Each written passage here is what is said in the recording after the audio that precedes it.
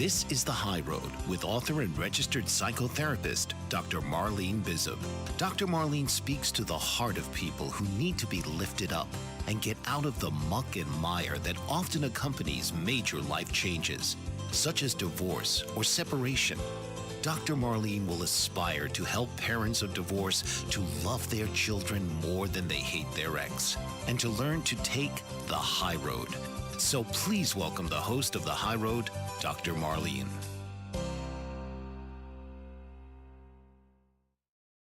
Good morning, or good afternoon, or good evening. This is Dr. Marlene and George, and you're watching The High Road on the Dr. Marlene YouTube channel. Hi, George. How are you? Good morning in our time zone, Dr. Marlene. I hope you had great holidays. I did. We had a nice little, actually long break there. We did, and it's good to be back with you. Yes, well, it's good to be back, period. So glad you're here too. As always, I'm going to jump right in because we have a lot to pack into an hour. But one of the things we're going to talk about today are emancipated kids. That they get older and they either age out, what I call aging out in the system, that they get to be 18, and so they no longer have to participate in this process, like if we're doing reunification therapy or anything like that. And I want to chat about that in a little bit because I've had the opposite happen on a couple of cases recently, that my aged out kids, if you will, have decided they don't want to be done with the process. And much as I tell them, you don't have to come because they're kind of ruining it for their younger siblings. They're like, oh no, I want to be here. I need to be here. And I'm like, you don't need to be here. But they feel like they do to quote unquote protect their younger siblings, things like that. So it becomes a problem and a challenge for me, but we'll get into that later. I want to punt to you and just let you talk for a little bit, either from a legal perspective or just a personal perspective of maintaining contact with kids once they're either aged out or they emancipate for the courts or whatever. Tell me your thoughts on that whole process and situation. Well, we hope that there's a good relationship between parent and child to begin with. And then as they get older and emancipate, if you will, we use that term emancipate, but are they really emancipated if they're going to school, if they're going to college, if they're spending holidays at home? Are they really emancipated? Well, there's the joke about millennials living in their parents' basements. And Yes. so it's very difficult to buy a house today for a starter family or individual. So we're going to see relationships, for better or for worse, last longer, I think, into adulthood. And so we want, hopefully, that parents are going to be close to their children as their children become adults. Yes, I mean, that's what we can hope for. And you hit the nail on the head in terms of my thoughts about emancipated kids, because you're right, they don't like emancipate. They often are still living at home, like you said, they're going to school, or they just don't adult very well. And so they're still living with mom and dad, or if they are living on their own. I've got a couple of situations right now. One's not even a case of mine. It's a family in the church. And one of the boys is in college and has moved out, moved back in, out, moved back in. And now this is an intact family. Okay. So we don't have mom and dad. We've got the home, the nuclear family home. But he's been back and forth in and out a lot. Well, what complicates that is when parents are separated. And now you get a disagreement between the parents about how much either parent should be helping the child. And you get the parent who wants to maintain that closeness to the child and stay in the child's good favor, if you will. Um, but they also need to kind of push them out of the door and out of the nest. So that becomes a challenge, right?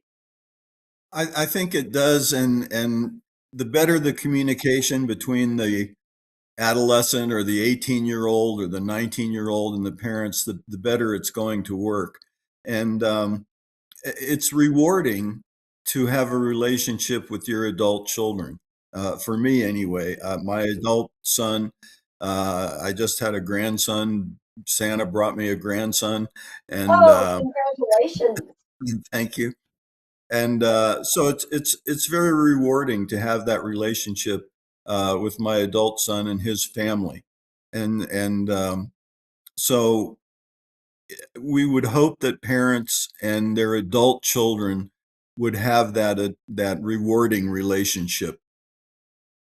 Yes, that's the best you can hope for. And, we talk about kids playing parents when they're growing up, as they're growing up, playing one against the other. Well, that continues when you have adult children, but they aren't necessarily independent, then that playing one against the other often will continue. And I think we have to be cognizant of that because, like you said, and I'm with you, I have a great relationship with my adult child who has not given me a grandchild yet. But, and that's an issue between us, but it's his life.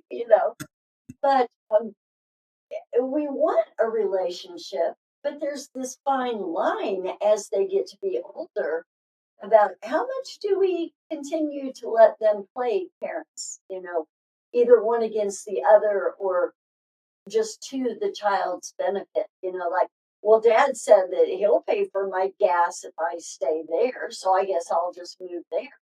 And mom says, oh no, that's okay. I'll pay for your gas then. And it's like, come on, don't let your kids do that to you.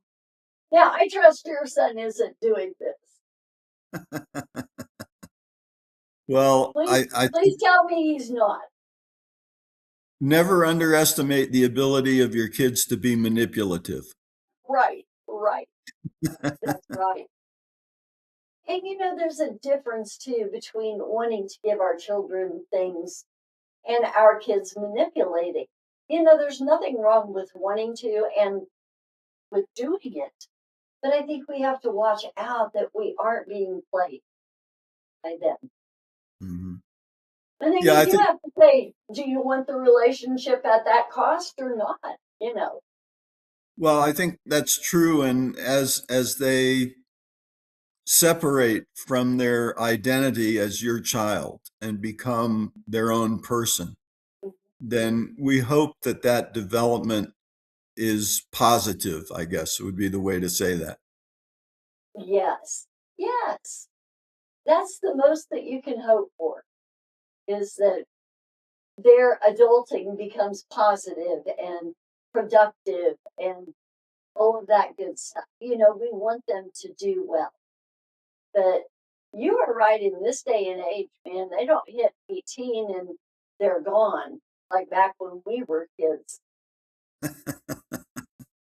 No, it's been a little while since I've been a kid, but it was a process over a couple of years of separating and going to college and working also. Yeah. um, so it's a process, not an event, and we have to keep up with it. We have to keep up with what's going on with our kids. We have to be able to relate to them as to what's important in their lives, and I think when that happens, there's a almost a symbiosis that occurs between parent and child, and it's good for both. Um, I can only hope that parents, when their children separate from them, maintain that relationship, and that it's a good relationship to begin with. I think that's probably very helpful.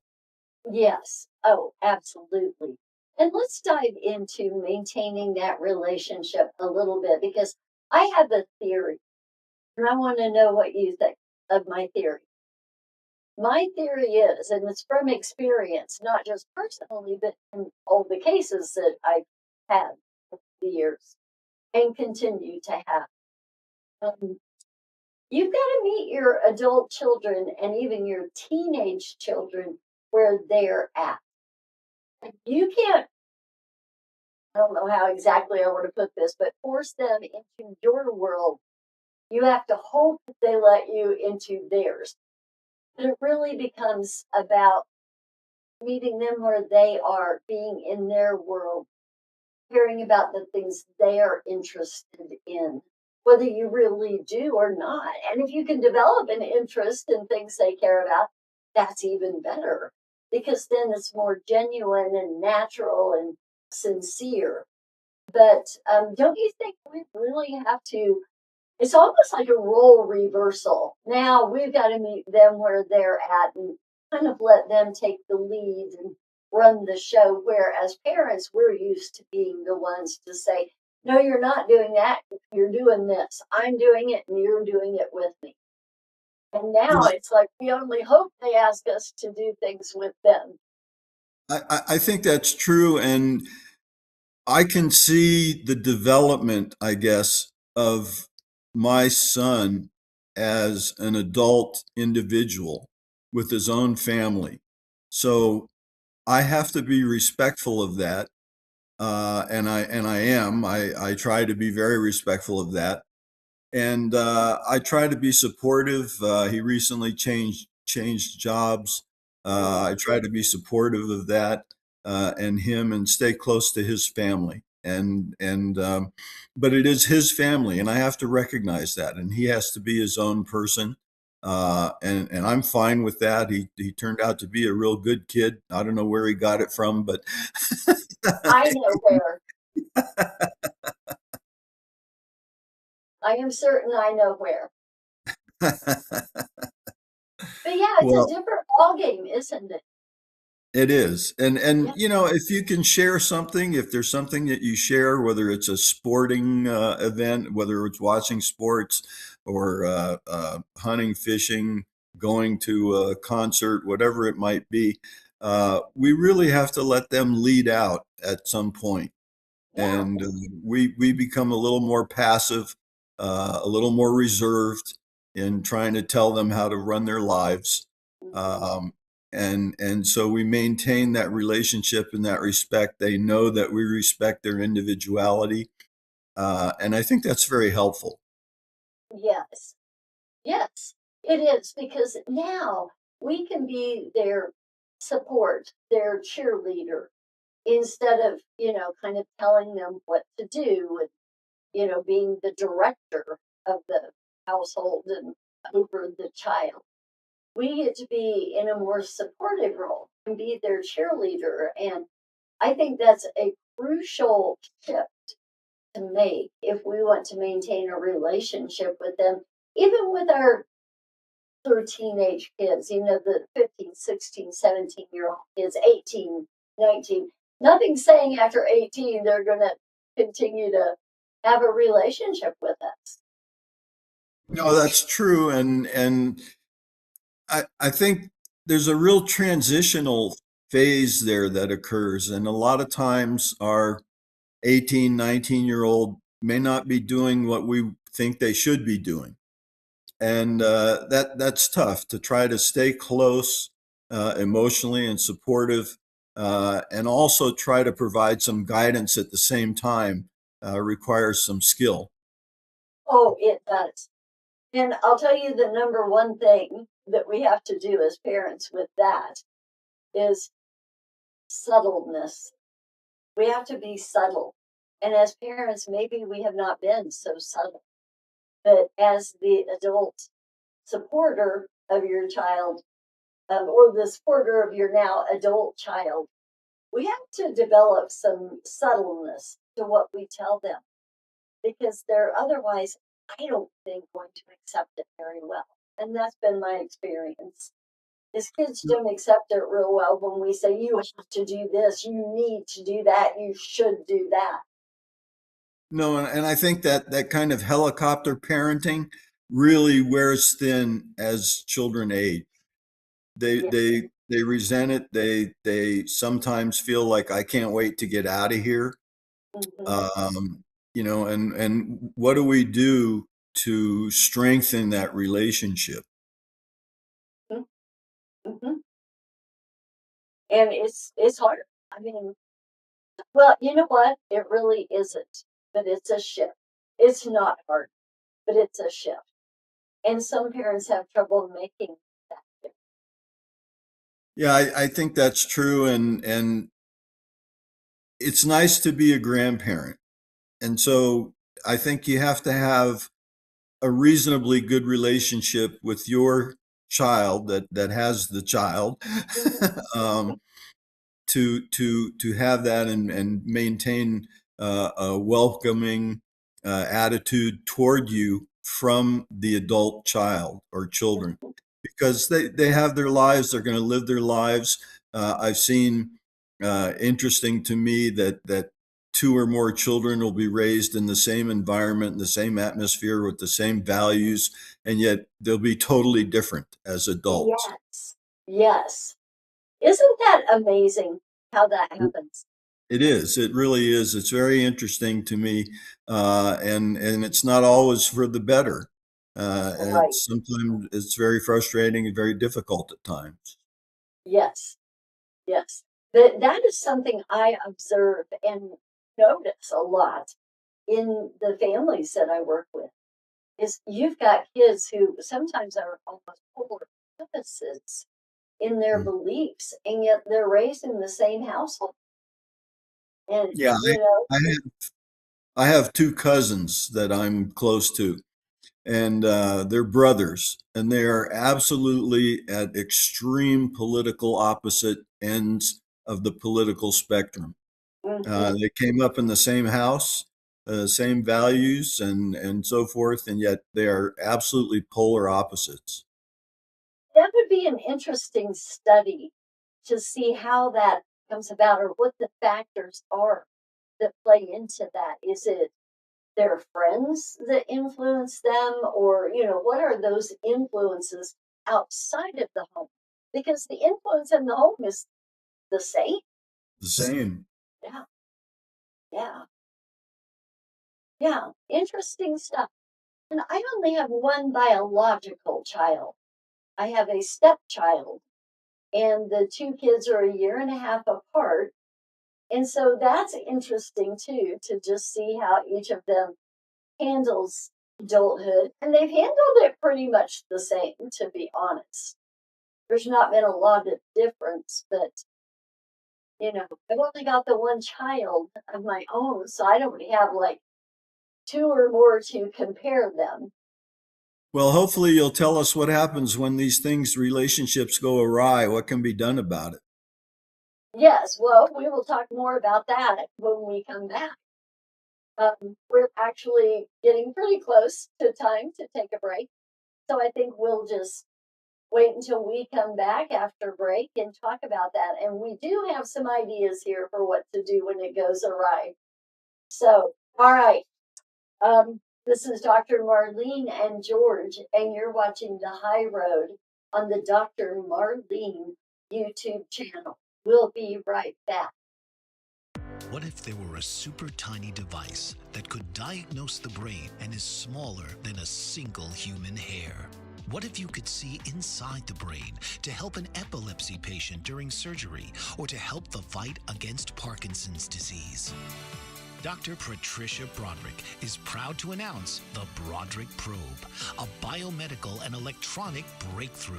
Imagine a probe to help with the understanding and potential cure of brain-related diseases. To learn more, listen live to the Easy Sense radio show with host Dr. Broderick. And to help support the Broderick Foundation, please go to easysense.com and learn how, with your help, we can fight these horrific brain disorders supporters. That's easysense.com to learn more and help support the Broderick Foundation.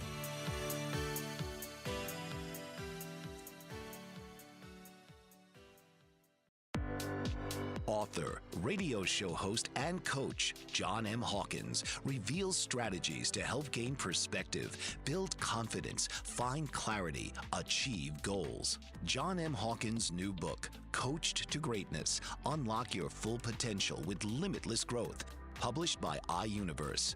Hawkins reveals strategies to help readers accomplish more. He believes the book can coach them to greatness. Hawkins says that the best athletes get to the top of their sport with the help of coaches, mentors, and others. He shares guidance that helps readers reflect on what motivates them, rediscover and assess their core values, philosophies, and competencies, find settings that allow them to be the most productive, and track their progress towards accomplishing goals.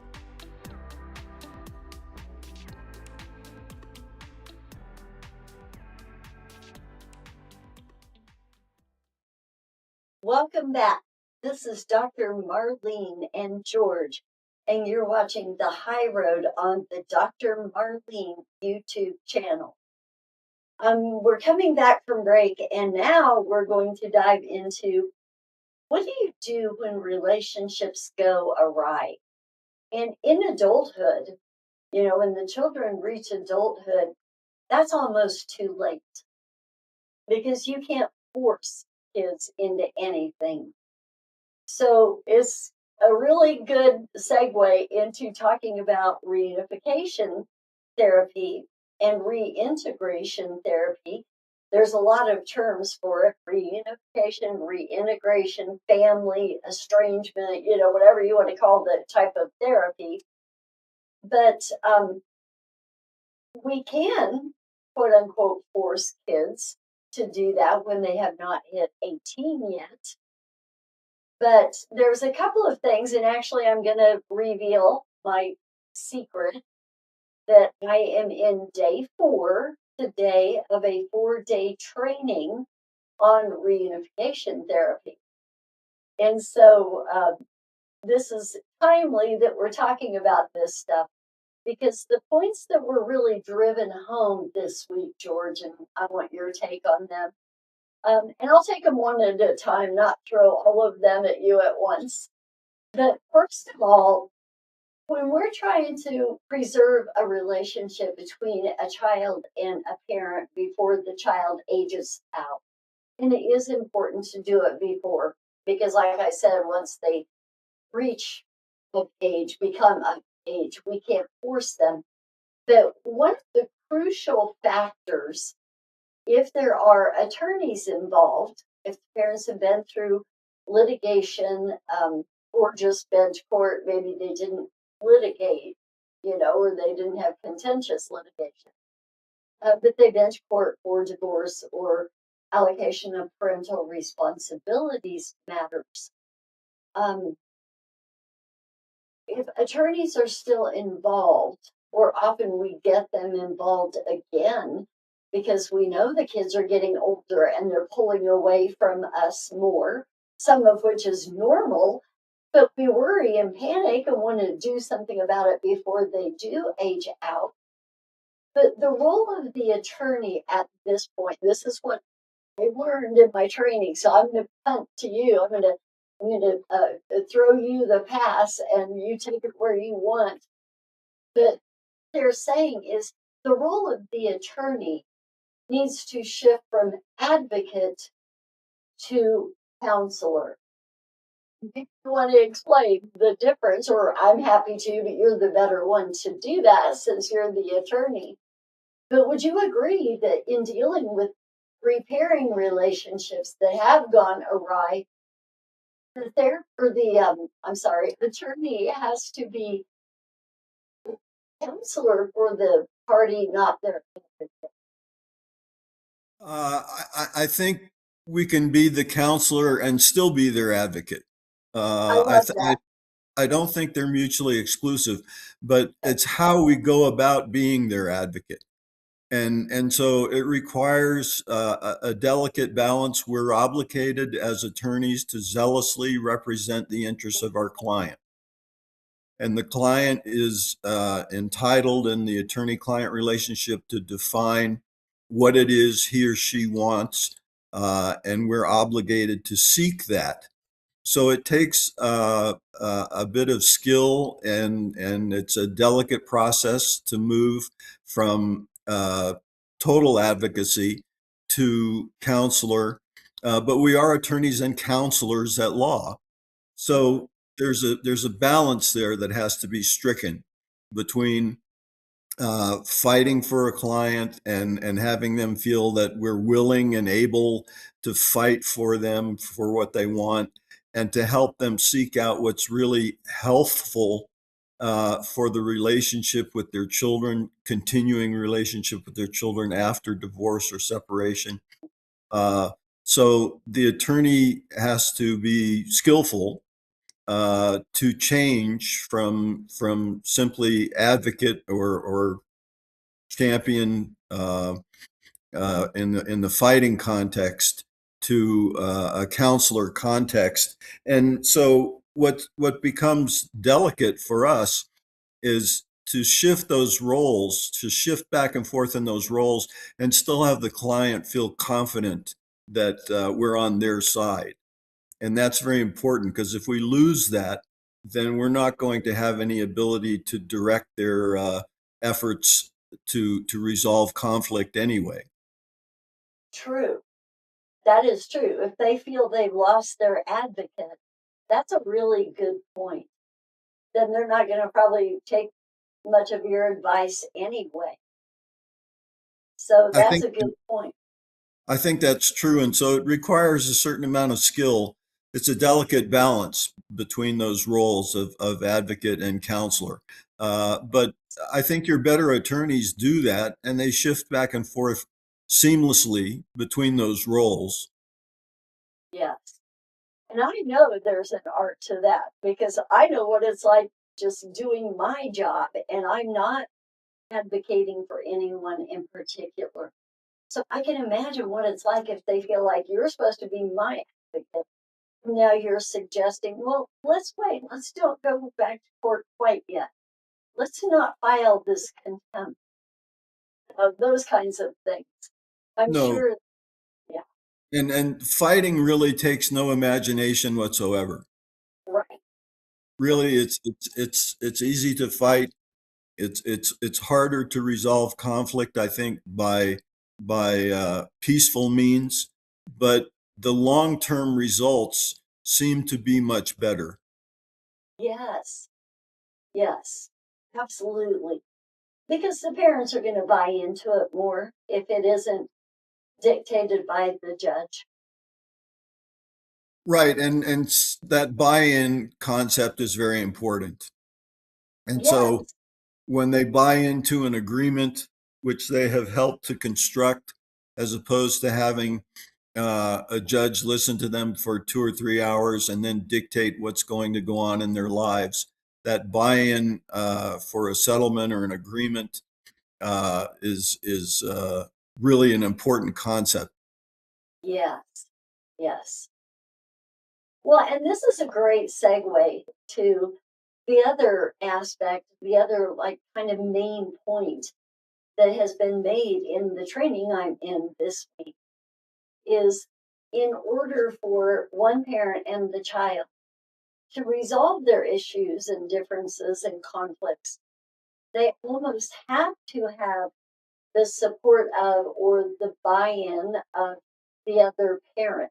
They may not be real actively involved, although people can do a lot of good or a lot of harm on the sidelines and not being quote unquote actively involved. But they're still in that child's ear, they're still throwing things out there, the child might grab onto, like, well, your dad or mom has always been difficult in that respect, or whatever, and they don't help the situation. So you have to have a certain amount of support or involvement, positive involvement or buy-in from that other parent. Do you agree with that? I do, and I think it's a much better relationship when you have buy-in from both parties. Their co-parenting odds of doing that successfully go way up. Yes. Well, for one thing, parents don't think about this, but your child can see you resolving conflicts between the two of you, the two parents. They can see you resolving issues and conflicts. And that's setting a good example, not only for their relationship with the other parent, but for their relationships in life, period. And there, I mean, I'd have to defer to you on that one because that's out of my lane. But I'm sure you've seen the results of that or the effects of that one way or the other. Sure, absolutely. Yeah. And it's real plain when it just the difficulty of convincing parents that their fight harms their children is always with us. Oh, yes, yes. Yeah, they often don't see the damage they are doing, No. and I'll sit down, I'll just tell you what I do. Because I'm sure people out there are wondering, like, well, how do you get there? How do you elicit that for their parents' support? I sit down with a parent and I just tell them there are plenty of studies that show that your child will be a healthier child and a healthier adult if they have both parents in their lives. So let's figure out how bad that other parent really is and find out how you can support this relationship. Because if it fails, your child will suffer.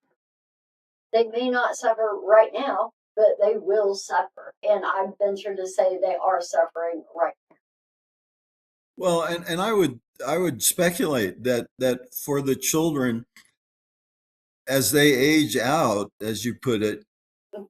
they would appreciate a good relationship with their parents, most Mhm. of them. Some are Yeah, just eager to get away. I understand right. that. But Yeah, but I would think that most of them would prefer to have a good relationship with their parents. right. No, they do. They really do. And especially going back to kids not quite emancipating at 18, it goes back to that. If for no other reason, and I'd hate to think this is the only reason, but let's be practical about it here. For no other reason than they need their parents' continuing support. Kids, I think, desire to maintain some kind of relationship with both parents. I would think that's true, and especially if there is economic support coming from either or both parents, that's a big issue. And you, of course, have to have parents who can afford to help their semi-adult children. Mhm. uh, Yes, um, but that's important as well to have the respectful relationship where the parent feels good about helping the child. The child, I think, who's now a semi-adult, has some responsibility there too. yes, yes. Well, I'll share. I was not planning on sharing this, but it applies and it's a great story to share. I helped a little gal. She's, I think she actually has turned 18, but she's still in high school. And dad had promised her, who lives in a different state, that he would help pay for her college. Well, dad announced last week that he and his current significant other have a baby on the way. And so this 18-year-old who has been an only child for 18 years suddenly panicked and got kind of worried, as I think she should have, about whether or not dad is still willing and able. And he brought that up too. We did approach him. So what we did is I talked with her about it, asked how she wanted to approach dad. We got on a call with a video chat with dad and just asked, what's your commitment going to be? And dad identified, well, I've got this child away now. And so that will affect what I can and can't do. But I did promise you that I would help with college. So let's look at that and let me see how much I can help and what my budget will allow. But this is a perfect example of how kids will continue to need parents. And these kinds of things, which sounds like a pretty simple situation that either dad's going to help with college or he's not. Well, it's not that simple. I mean, this case is a perfect example. Now he has another child on the way. And so, you have to think about all those kinds of things. The important thing, if there's something that I want our audience to take away from this discussion, is you have to be proactive. You can't hope these things will resolve themselves. You can't hope they don't rear their ugly head again once the child turns 18 or 19 or 20 or 25 for that matter. I mean, I don't know a lot of kids that even yet at 25 are self sufficient and 100% on their own, you know. So, Yeah, I think that's true, and it's becoming more true as college is very expensive, and it's important if you can counsel with your child that some degrees pay for themselves and others don't. right, And right. Yeah. Or some pay better than others. right, right. Well, and it's funny that you mentioned cost because that did come up. And dad had a figure in his head of about 7,000. I'm not sure where he got that per year for the college that she wants to go to. In reality, it's close to 30,000. Wow. So he was thinking seven. She said, well, dad, I checked, in preparation of our meeting. Again, it pays to be proactive. And said the tuition, books and tuition and everything is close to 30,000. And he was shocked. He was stunned. But this goes back to my point. Why example of be proactive. We have to address this stuff ahead of time. It's going to blow up. And there's an easy one. I mean, how many times have you seen parents and adult children have a falling out over college? Oh, absolutely. And it's really, I think, the responsibility on children or semi-adults um, is greater now to understand the cost of college, to understand how that's going to be paid for, if they get student loans, how that's going to be paid back and when. Uh, so there's a lot.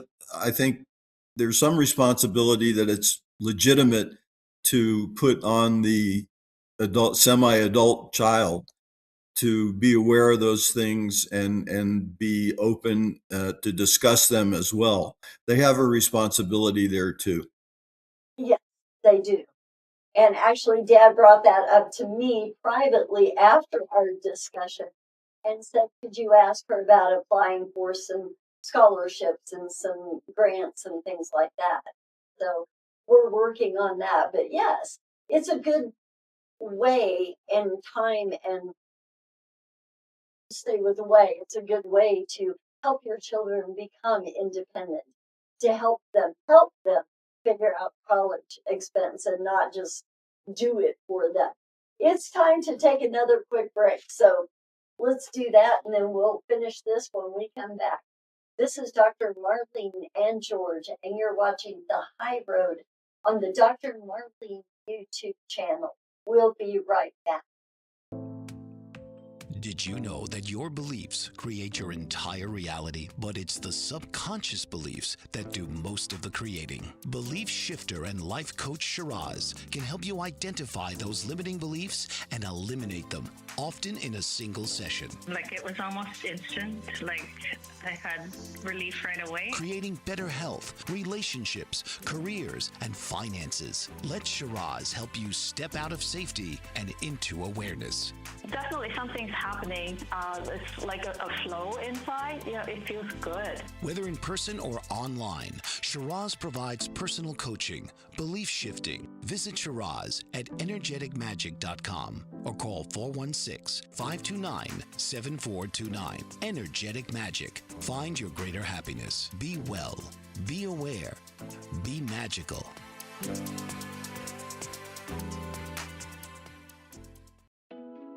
Are you struggling to care for elderly parents or a spouse? Do you wonder if being a caregiver is making you sick? Are you worried about taking time off work to care for elderly parents and balance work, life, and caregiving? Has caregiving become exhausting and emotionally draining? Are you an aging adult who wants to remain independent, but you're not sure how? I'm Pamela D. Wilson. Join me for the Caring Generation radio show for caregivers and aging adults, Wednesday evenings, 6 Pacific, 7 Mountain, 8 Central, and 9 Eastern, where I answer these questions and share tips for managing stress, family relationships, health, well-being, and more. Podcasts and transcripts of the Caring Generation are on my website, PamelaDWilson.com, plus my caregiving library, online caregiver support programs, and programs for corporations interested in supporting working caregivers. Help, hope, and support for caregivers is here on the Caring Generation and PamelaDWilson.com. Welcome back. This is Dr. Marlene and George, and you're watching The High Road on the Dr. Marlene YouTube channel. We're talking today about staying connected with our emancipated children, our aged out children, if you will. And, like I said earlier, George, my takeaway here is be proactive, address these issues ahead of time. Don't wait until you don't have any control over what they do, or it's going to be too late. Yeah, I think that's true. We need to stay connected. And I think there's a challenge there. For example, middle school children, I think, are very hard to stay connected with and in their world. But it's critically important that we do so, so that as they age out of that puberty stage, we've established a closeness, an open relationship there with our kids. Yes. Yes, because I've talked about this before, but not everyone who might be watching has seen every show we have done, so it bears repeating. But it is teenagers' task, the task of development, to pull away from their families, called individuation and separation. They are becoming their own individual person. They are separating from their family, their parents especially. I actually had a teenager ask me the other day, isn't this what I'm supposed to be doing? And I said, well, yes, but you're being a little bit, not so nice about it. Because, he had gotten mouthy and stuff. And he's like, but aren't I supposed to be doing this? Well, yes, but let's find a kinder, nicer way of doing it. And what I mean by this is just becoming his own person. It is their task. And so your point is really well taken by me anyway, that you better start this when they're in junior high, or middle school, whatever they call it nowadays. Do not wait until they're 17 and a half, because then it might be too late. Yeah, I think that's true. And it requires some education for parents to know how to relate to their children at each stage of the child's development. So being a parent requires some research, some work to decide the best way to approach dealing with your children as they age and individuate, as you said. Yeah. Yes, absolutely. Absolutely. And a lot of parents just don't want to admit that maybe they don't know everything about parenting, or they aren't that great a parent. And, maybe they are a great parent, but maybe they really aren't. Or maybe there's some skills that they could obtain that they don't have and that they haven't thought about. We don't know what we don't know. So it never hurts to educate yourself a little bit. Talk to a therapist or whoever, but educate yourself. Well, I'm still looking for the child that comes with an owner's manual and not finding. It's so true. It is so true. But I also find it astounding that of all the things we mandate that children study in school, relationships, finding an appropriate mate, not just a mate, but an appropriate mate, parenting, none of that's covered. None of that's covered. Life skills are not covered. No, and the one that really stands out to me is finance. Uh, Yes. People do not learn financial basics of financial management in school. It has to come from somewhere. Right. Right. And that's a big one. And that's a good one. Because there's some of us, for example, that may not be good with numbers, like we're not good at math, and we don't understand finance concepts, just things like compound interest. And it might sound like, well, why would a kid need to know that? Oh, they'll need to know for sure, but No, just and understand that. Mhm. that credit cards charge 22% interest. Right, And they're right, and shocked to find that out. right. Well, and they're shocked to find out what that amounts to. Like they hear it, but they don't translate it into a dollar amount. Like, yeah, that's costing you $400 a month on your credit card bill. And they're like, what? Yeah. Good point. Good point. This is good stuff. Hey, before we do run out of time, I want to cover um, following the big holidays of the year, if you will. Um, any holiday throughout the year, because there's more coming up. Easter will be here before you know it. We've got Memorial Day, we've got 4th of July, then Labor Day, then we're back around to Thanksgiving. Not that we leave out Halloween, because that's an awfully important one too. But um, it never ceases to amaze me that year after year, sometimes with the same families, we have problems around the holidays. We have trouble. And speaking of proactive, that seems to be the word for today. Be proactive about your holiday plans. Don't try to split the day on any holiday. I don't care what holiday it is. Don't try to split the day because it just isn't going to work well. And it doesn't matter if it's, Christmas morning where kids get up and see what Santa brought, or it's 4th of July where you don't even celebrate until the fireworks go off at 9 or 10 o'clock at night. It doesn't matter. There's no way to effectively split the day. And I see it year after year. Parents argue and disagree, and then they try to split the day. They don't follow the order, and it just becomes a mess every year. And so, in fact, my husband jokes with people at church and even in the grocery store that we don't have a peaceful Christmas at my house. Not that we aren't peaceful, but that time of year is a rough time of year because a lot of people just don't know how to get through it. And so I just want to say again, that there's certain things you can't do that aren't going to work well.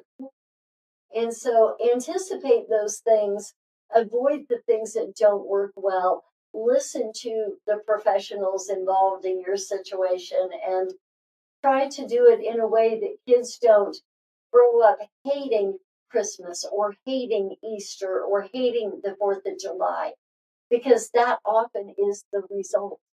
I heard that in my training this week. There was one of the presenters talking about a family where two children had grown up hating Christmas because the parents fought so badly during that time of year that they ended up hating Christmas.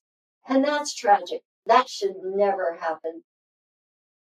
Yeah, that really is. That's a shame. And I children continue to amaze me at how young they are when they're perceptive about their parents. Yes, yes, they are. They are smarter than you give them credit for. They truly are. You know, parents don't think kids even notice certain things, and they are very perceptive. They're also curious, or I call it nosy, but they're curious and they are nosy and they want to know what's going on. And so we think that we're keeping things from them. We are probably sadly mistaken. Well, I think that's true, and I'm continuously surprised at how perceptive they are, at how young they become perceptive. Yes, yes, that is true too. And it seems like they're getting that way, becoming that way younger and younger, you know. Yeah. That I haven't seen enough of that to really to I, know, but it certainly does surprise me how young they are when they're perceiving what's going on, if there's parental conflict. yes, yep, for sure. I think it rocks Well, their world. oh, it does. It truly, totally does. I mean, think about how we have essentially done just that with kids. We have rocked their world. We've turned it upside down. And so we need to be kid focused in whatever we do. And that's the key, proactive and kid focused. There's our two words for today. Well, I think those are good words for today.